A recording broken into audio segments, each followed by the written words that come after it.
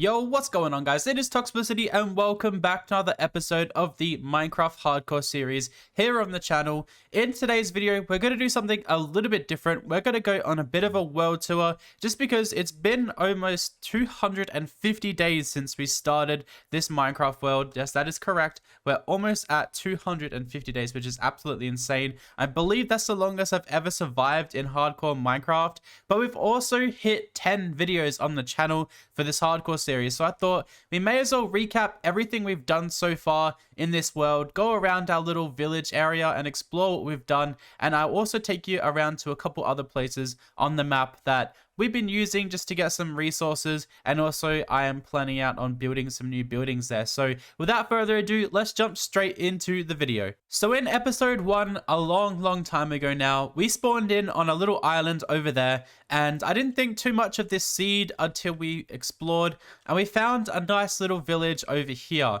Now, this village got us off to a good start. It got us a lot of food and a lot of materials that we needed early game. And I didn't want to build too close to the village just because I didn't want to have the annoying villagers running around being annoying. So we came over here to this little forest area where all of this was actually sand way back then.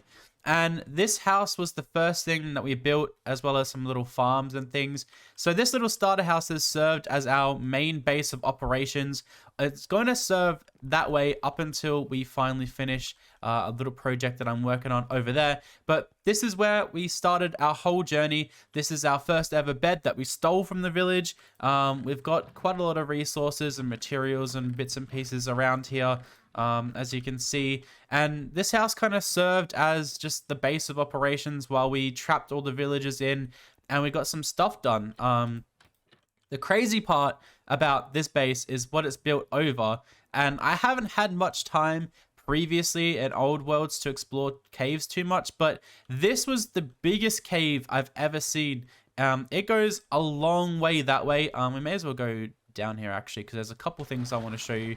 And it goes all the way that way over to a massive mine shaft, and then there's a lot more mine shafts over down that way. There's a lot of caves down that way, and there's a huge opening over here which I'll show you, and there's a lot of little caves around the place that I still haven't explored and I'm still working on. But one of the main things we did work on and built down here was this zombie farm in here. And we probably just messed up all the water. But this zombie farm was crazy slow. I used this from pretty much all of my journeys so far. I just AFK in this little hole in the wall here. There's a piston that pushes the zombies into a water stream, and then they kind of come here and die. And yeah, this farm was literally the worst thing ever. It was so slow. I got almost no enchanting done, and I had to use my villagers most of the time. But we also have a bit of a mine down here as well. This mine goes down to diamond level. And I just used this mine as well recently to fight the wither, so that's where we get most of our diamonds from. But this cave is huge. Like, I haven't even explored much of that way yet. There's a mine shaft over that way as well. But yeah, it just keeps going and going and going, and I still haven't come close to scratching the surface of this whole place. But I guess as the hardcore series goes on, the more materials we're going to need, the more I will use this farm. Oh, there's a little slime. We'll take that. Slime balls are always necessary. But I am noticing a lot of endermen spawning down here, which is really annoying. Because obviously we had the end farm, and I feel like the endermen are trying to get us back for conquering their land or something. I don't know. Something weird like that. But yeah, this cave has literally served us so well. I've got all the materials I could ever hope for down here. There's a lot of mine shafts, a lot of spawners, a lot of this and that. I do need to turn one of the skeleton spawners that I found into a skeleton farm because we do need some more bones. But that's basically that. This is something I built recently just to help out with villager trading. Just some extra sugarcane. Nothing too important, but one of the first farms we did build in this world was an automated sugarcane farm. And we've since turned that into a automated farm with a minecart and everything, and the farm actually goes really well. I quite love this farm. We keep taking all the sugarcane over to trade, but yeah, that's what that's for. We also built a cow farm over here. Now this uses entity cramming to basically kill the cows and it picks up all their drops. The babies don't die, just the older ones do, but then the babies end up growing up anyway. So it's a pretty useful farm. I quite enjoy using this actually. I can never end with odd numbers because that's just really annoying, but we get a lot of beef and a lot of leather from that. Over here is a building that's not even anywhere near complete yet. It's going to be a KFC or a TFC, Tox Fried Chicken. It's just another source of food, which is really cool. It's really easy to set up, really easy to do. I made a whole video on this if you guys want to go back and check that out. I'll link the playlist below. And then we also built this sheep farm, and this farm has been going on since episode 3 or 4. I don't even know. And I think the shears are broken. We need to replenish the shears, but we let these farms just go crazy for quite a long time, and we are using some of the wool slowly, but we get more than we need. But maybe in our big build over there we might use a lot of wool. We'll see. But yeah, this is like kind of the first few things that we built. I'll take you through the village first before we go to the Nether, because there's not too much in the Nether. Some of the things that I have been focusing on in this world is just getting materials made by villagers or using villager farms. So we have an iron farm here.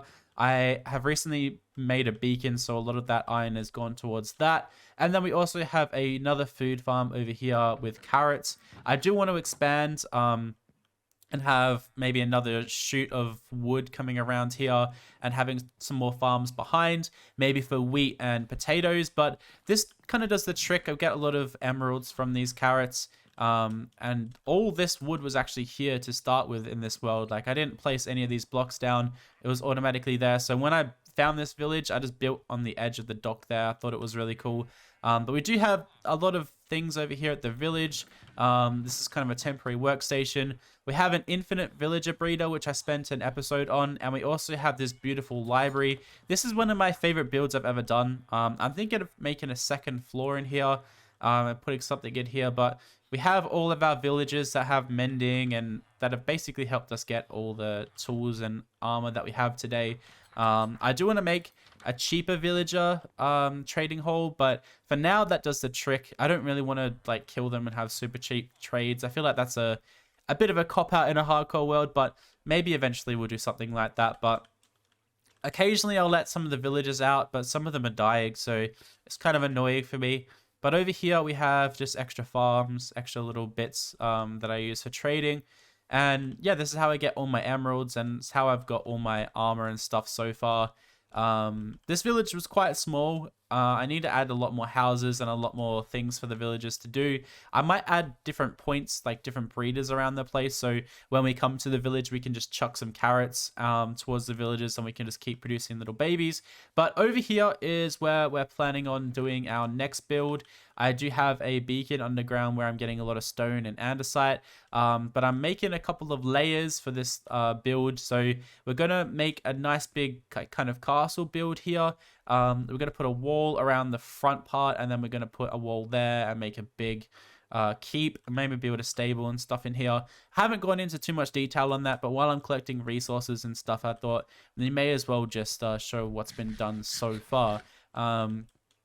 In the Nether, like I said, we haven't really done too much.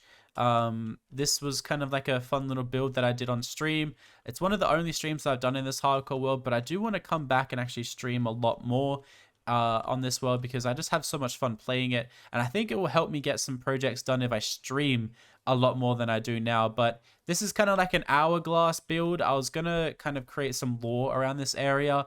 I was gonna build like a witch or like a wizard or witch kind of hut over in this area over here away from the village, and this can kind of be its like main power source because we've got the amethyst up top in the top, which looks kind of cool. But this is where we first did our enchanting, and then I had to make a secondary enchanting table because this is quite annoying to get up to, especially with our XP farms so far away. So I don't think we have too much up here. Oh, we got a little bit of stuff, nothing too crazy.